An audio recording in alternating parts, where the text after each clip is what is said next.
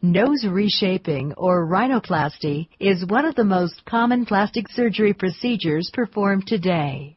Often the structure or size of the nose is not proportionate with the other features on the face.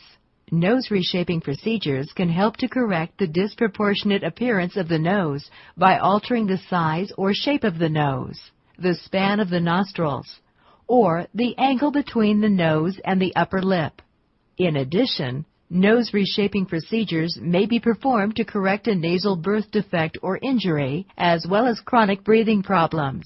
It is important to realize that individuals considering a nose reshaping procedure should be at least 15 years of age, as this procedure should only be performed after the nose has finished developing completely. Before you learn how nose reshaping procedures work, it is important that you understand the anatomy of the nose. The framework of the nose is primarily made of bone and cartilage. The upper portion of the nose is supported by bone. Dorsal humps, which are areas of built-up cartilage or bone, can form along the dorsum, or ridge of the nose. The lower portion of the nose is supported by different plates of cartilage that extend laterally from the center of the nose, determining the shape and appearance of the nasal tip. During a closed rhinoplasty procedure, the physician makes small incisions inside the nostrils to gain access to the bone and cartilage. In contrast to an open rhinoplasty, the skin is not lifted away from the framework of the nose. Using very small instruments, the physician will reshape the nose by removing or adding bone, cartilage, and tissue to achieve the desired appearance. While some physicians prefer the closed technique due to shorter procedure and recovery time, both types of procedures can produce excellent results. To begin the procedure, the physician will generally make 2 small incisions inside each nostril in order to gain access to the cartilage and bone. In patients whose nasal tip is wide or bulbous, the physician may choose to remove a portion of the alar cartilage from the tip of the nose. Depending on your anatomy and the extent of treatment necessary, the physician may choose to use sutures to bend or pull the alar cartilages inward to create a narrower tip or adjust its position.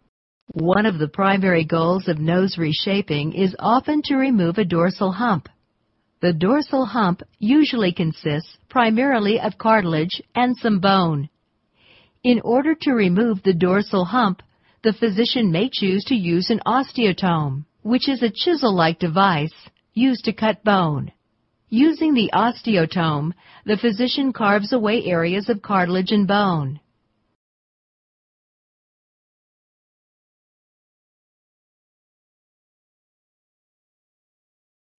Following the removal of the dorsal hump, your nose may have what is known as an open roof, which is an open space between the nasal bones.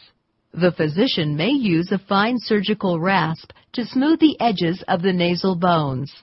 In addition, they will perform an osteotomy to reposition the nasal bones and close the open roof. An osteotomy involves breaking the nasal bones in order to reposition them.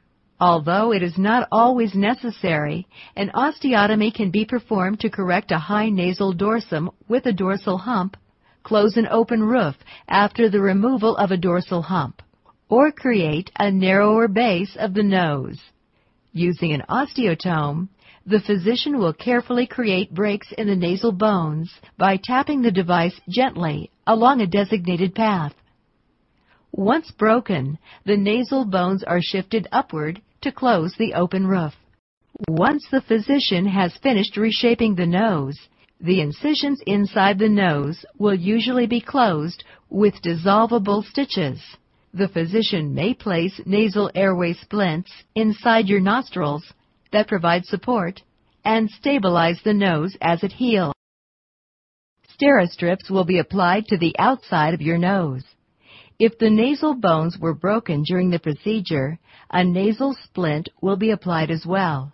The bandages and splint help the tissues heal and conform to the new cartilage and bone structure. As with any surgical procedure, you will likely experience some pain, bruising, and swelling, particularly in the upper portion of your face and around your eyes. These symptoms will begin to dissipate within the first few days following. Stitches, bandages, and the nasal splints may stay in place for approximately 5 to 7 days. Although the majority of the swelling will subside within a few weeks, some minor swelling may persist for a few months. Depending on your rate of recovery, the bruising will begin to fade, and you will be able to return to work within 7 to 10 days following your procedure. As you begin to heal and the swelling in your face subsides, you will start to notice the effects of your nose reshaping procedure.